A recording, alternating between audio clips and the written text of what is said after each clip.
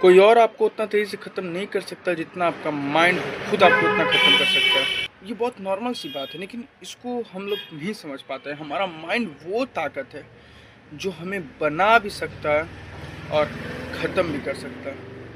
उसका कोई लिमिट नहीं है, अनलिमिटेड चीज़ है।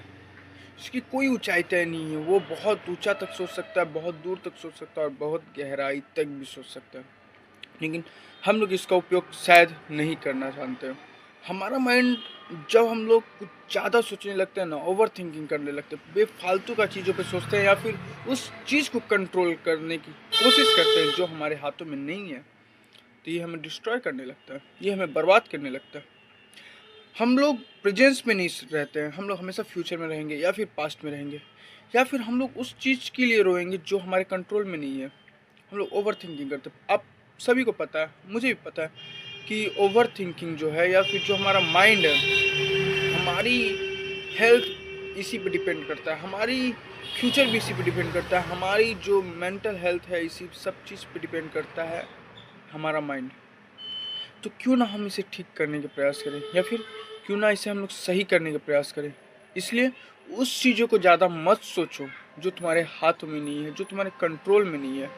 हमारी सबसे बड़ी प्रॉब्लम ये है कि हम लोग उस चीज़ के लिए रोते हैं या फिर उस चीज़ को कंट्रोल करने में रहते हैं या फिर उस चीज़ को कंट्रोल करने की कोशिश करते हैं जो हमारे हाथों में नहीं, जिसे हम कंट्रोल नहीं कर सकते, जो किसी और के हाथ में रहता है।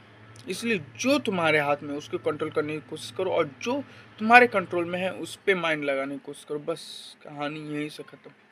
और तुम्हें कुछ करने की ज़रूरत नहीं है अपनी मेंटल हेल्थ के लिए या फिर अपने शरीर के लिए, अपनी चीज़ों के लिए।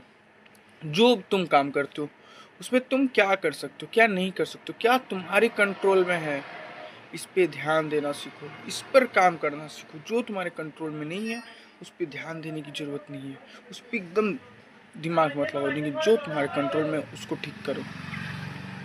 हमारी सोच हमें बहुत ऊपर तक ले जा सकती है, हमें बहुत आगे तक ले जा सकती है, बहुत गहराई तक सोच सकती है।